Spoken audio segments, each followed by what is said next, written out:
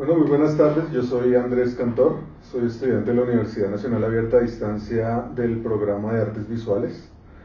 En este caso, en esta oportunidad voy a entrevistar a Pedro Álvarez. Pedro Álvarez es docente de la Universidad Pedagógica, especialista en lingüística. Y en este momento me va a colaborar con el tema que nos corresponde, que es el tema de juegos, tradiciones y deportes. En su niñez y juventud, ¿qué juegos o deportes eran los más frecuentes en su barrio y cómo marcaron su formación personal y social? En el barrio, esencialmente se jugaba fútbol, los muchachos, y ya cuando se mezclan niñas y hombres se jugaba escondidas, rejo quemado, stop, uno que se llama Cruz Roja, la basura, botellón, agua de limones, son los que recuerdo. Y el rejo quemado. ¿Puede explicarme qué consistía el de Cruz Roja? Algo así como que alguien decía 1, 2, 3, Cruz Roja, y todos tenían que quedarse quietos. Y el que se moviera le daban un castigo, una penitencia, algo así.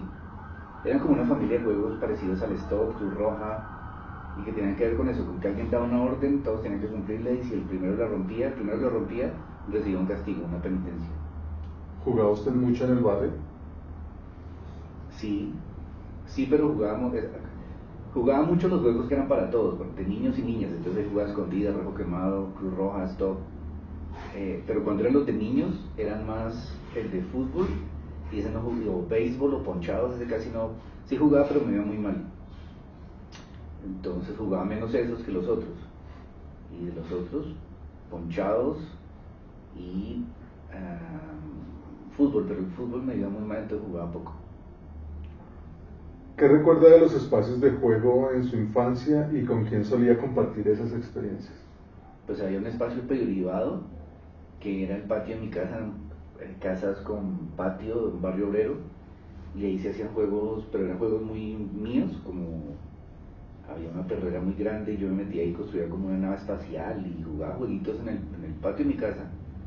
Luego los que jugaban en la cuadra con las vecinas y los vecinos, lo jugamos en la cuadra en el interior de como era un barrio obrero, fue hecho con unos espacios que se prestaban para que los niños jugaran.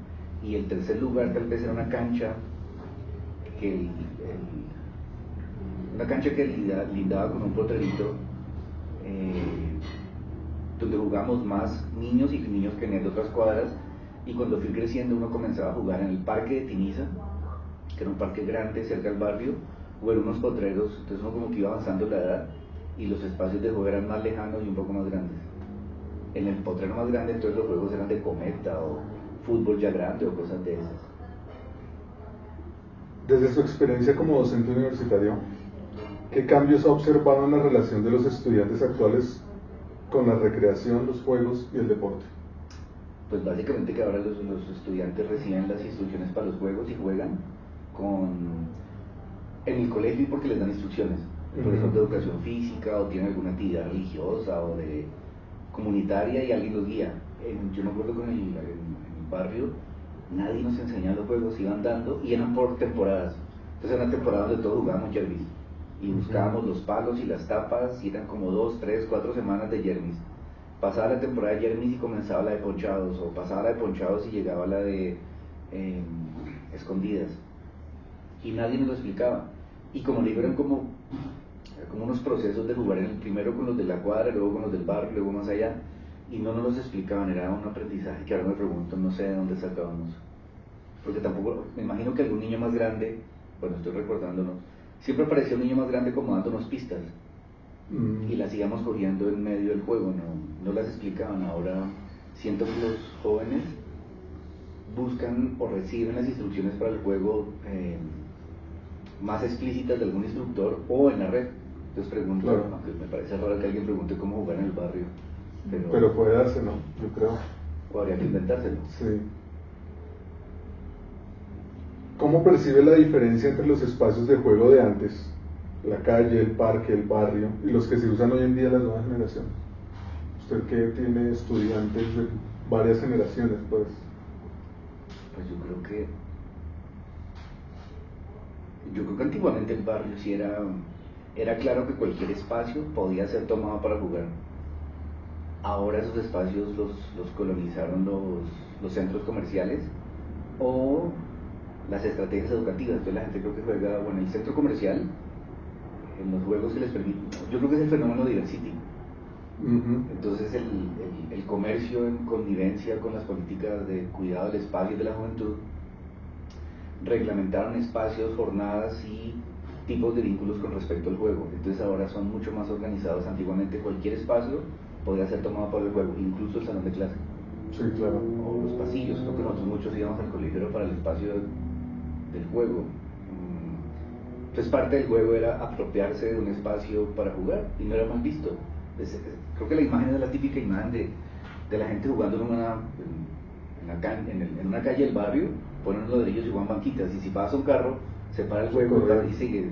Ahora no, ahora creo que para bien o para mal, el juego está metido entre las políticas de convivencia y de educativas y de cuidar a la juventud. Entonces están muy reguladas y tienen espacios mucho más determinados, que siempre me ha parecido raro. Siempre me da mucha risa cuando la gente saca pecho y dice que armaron una cancha de fútbol en un barrio popular para controlar el consumo y la violencia. Y yo no sé cómo una cancha controla el consumo y la violencia. Sí, yo nunca jugué para evitar el consumo y la violencia, ni sentí que era... En fin.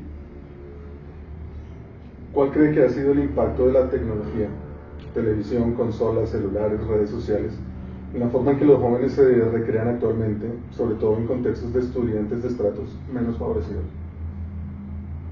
No sé. Bueno, si es que se ha dado cuenta de eso en sus...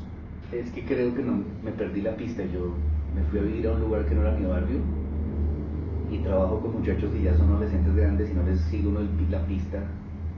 Entonces no sé muy bien, los veo con sus celulares muy metidos y miro las redes y hablo con ellos y siento que entre las redes no sé cuáles serán los espacios de juego. Obviamente los juegos virtuales están a la moda, pero no sé la conexión entre sus formas de acceder a los medios de comunicación y a las redes y cómo los lleva eso a jugar.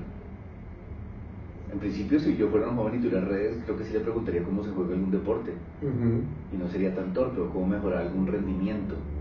De pronto sea por ese lado. Yo fui muy mal jugando y ahora de pronto me interesaría, si me da algún tip como cuando cocino y mejoro la cuestión mirando un video, me interesaría un tip para meterme a jugar fútbol y que no me fuera tan mal. De pronto en ese sentido, pero no sé si para los estratos bajos. Sé que los muchachos con mayor acceso, yo trabajo en colegios más o menos de altos estratos, y los pelados que juegan fútbol sí se interesan por acceder a videos y cosas de esas, por diversión y para mejorar su técnica o descubrir cosas. No sé en las barriadas más populares cómo se da la relación entre el juego y las redes. Sí creo que hubo un bloqueo y me tocaría mirar, pero dudo mucho que encuentre, y si lo encuentro va a ser en términos de documentales, una conexión entre los juegos de barrio y lo que se ve en las redes ahora para jóvenes. Creo que hay un bloqueo, no lo veo. Usted alcanzó, pues usted es de una generación anterior a la mía un poco. Es muy anterior. Pero usted alcanzó a jugar con consolas de videojuegos. Solo con una. Pero alcanzó. Sí. ¿Y qué pensaba de eso? ¿Que le satisfacía el juego, lo entretenía en realidad? Sí, mucho. Y siempre he querido jugar más, y uno de mis grandes amigos intelectuales, el mejor intelectual que conozco, es un gran amigo, y él o está leyendo, publicando libros de un nivel altísimo, o metidos en unos juegos, ¿cómo es que se llaman? Estos juegos de rol, de personajes a un nivel brutal. Pero yo nunca pasé más allá de haber disfrutado mucho el Nintendo clásico, que todavía tengo. Y sí me gustó mucho, me pareció muy divertido, y me parece como profe que sí, esos videojuegos de vieja generación sí incentivan el proceso de memoria y de atención brutalmente. Yo logré pasar Mario, lo campeoné, pero ningún otro juego. Me concentré solo en Mario, sí me gustaba y lo disfruté mucho, y me parece que la perspectiva del uso del juego en consolas puede ser interesante. Pedro, como lingüista, ¿encuentra alguna relación entre el lenguaje, la cultura y las formas de juego que han ido desapareciendo o transformándose? Pues claro, porque esos juegos al final eran... La imagen es la de... En un juego de micro o de banquitas o de al poste, permanentemente había conflictos porque como no hay árbitro, en ninguno de esos juegos, entonces me voy a concentrar en una dimensión, ninguno de esos juegos tenía árbitro, entonces siempre iban a haber disputas y esas disputas tenían que resolverse hablando, discutiendo, y entonces la resolución podía que no se seguía jugando porque no se pudo, o para discutir quién tiene la razón se cobraba un penalti. Era medio medieval como el Juego de Tronos, justicia por duelo. Sí. Entonces había muchos escenarios donde los juegos implicaban la noción del derecho, de la participación, del debate por justicia, de la solidaridad con otros.